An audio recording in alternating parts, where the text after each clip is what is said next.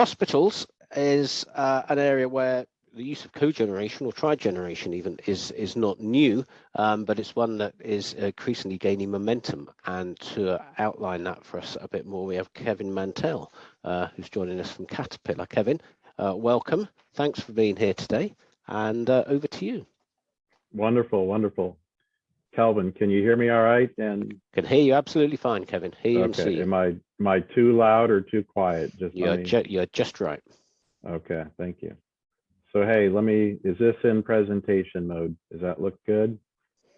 It's not in presentation mode yet. Uh-oh, hold on a minute. I don't know if I shared my screen. I don't think you've shared yet. Yep.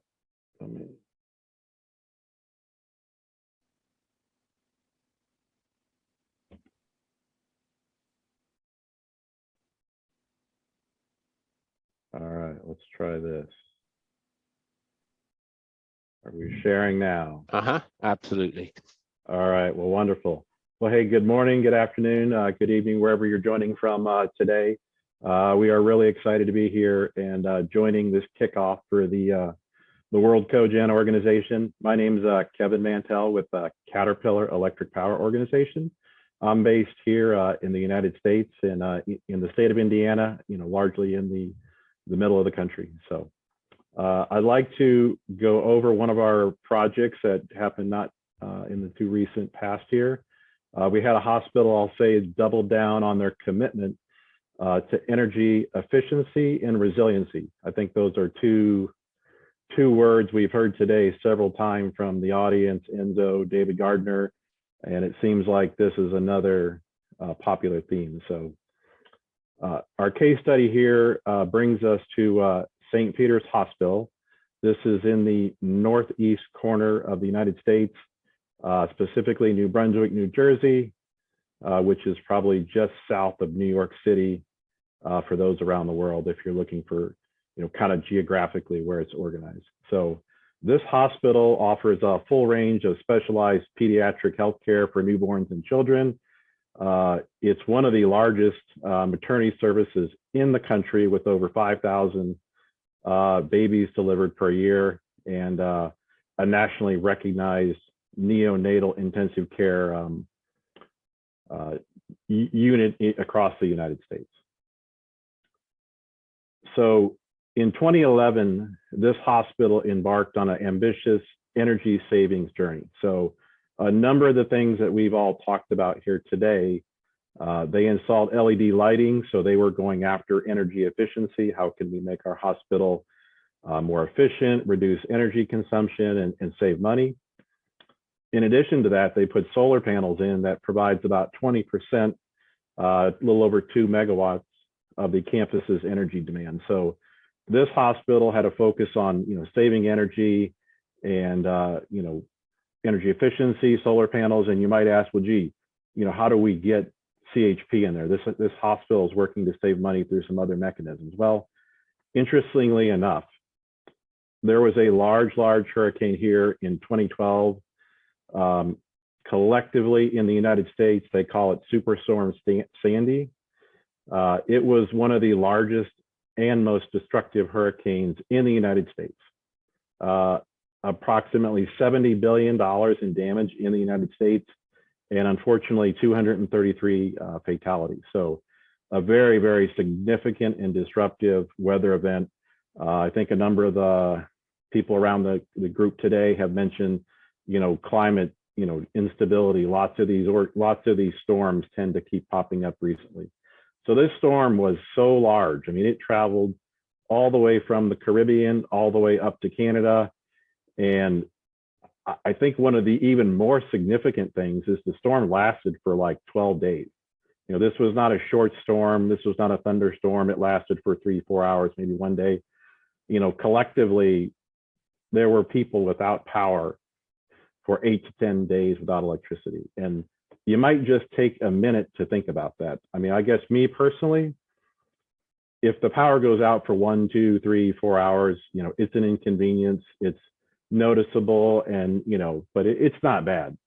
8 to 10 days without electricity for people who need food, shelter, medicine, elderly, I mean, is really, really, really significant, and it creates a lot of challenges. So, huge destructive hurricane in the United States, the Caribbean, back in 2012. So that was 10 years ago. So St. Peter's Hospital, every hospital would have a diesel backup generator.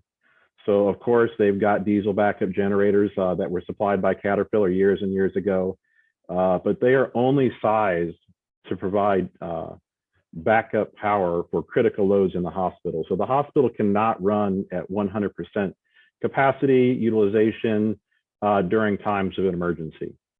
And then on top of that, this storm was so bad, it lasted so long that diesel fuel was even a challenge to get in. Many roads were flooded or blocked by fallen trees. So, they may have had 48-hour, 72-hour tanks on site, but this storm, as we saw before, lasted 8 to 10 days. So you really, really impact the ability of your hospital to provide services in a situation like a hurricane, where the hospital is seen as a refuge and place for people need to go to seek shelter, seek medical attention, et cetera, et cetera. So St. Peter's survived the storm, but was determined to be ready for the next storm, the next time it came. So this is where their leadership team that runs the hospital, they installed a 2-megawatt CHP plant by Caterpillar. The Caterpillar dealer in that region, Foley Power Systems, installed that system. It was a $9 million CHP project. There were some grants from the U.S. Department of Housing and Urban Development, and then there was some interest-free loans from the local utility that helped enable this project and provide the financing for it. So St. Peter's avoids like utility charges of $200,000 to $300,000 a year.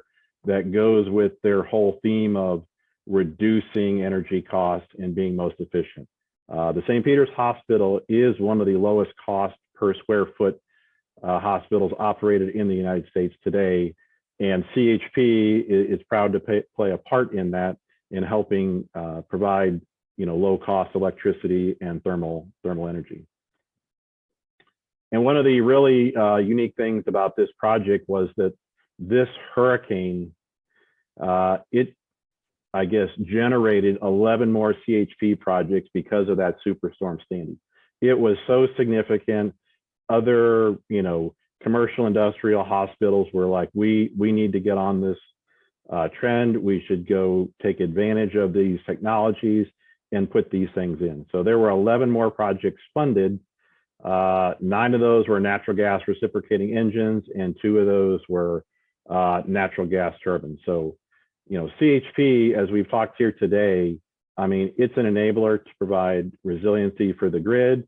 It helps with efficiency, and it's just really, really a good technology that probably doesn't get the attention that it should, or maybe would like to get. I think that Enzo noted in the keynote speech that it's maybe been overlooked by policymakers, and hopefully organizations like the World COGEN, the other organizations around the world, will help provide some attention and let policymakers know really what CHP can do for the world today. So thank you very much. And Kelvin, we'll turn it back over to you unless there are any questions. Thank you, Kevin.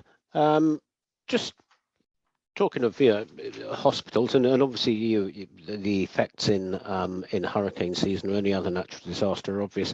Was there anything that happened similarly during the pandemic when you at Caterpillar were doing CHP things or not? There's nothing that jumps to mind that happened during the pandemic that I am personally aware of on CHP. Mm-hmm. I guess I don't have a good reference example for you at this point that I can think of. No, I was just wondering. It just came to mind while we were there thinking about hospital. Thank you, Kevin, for now.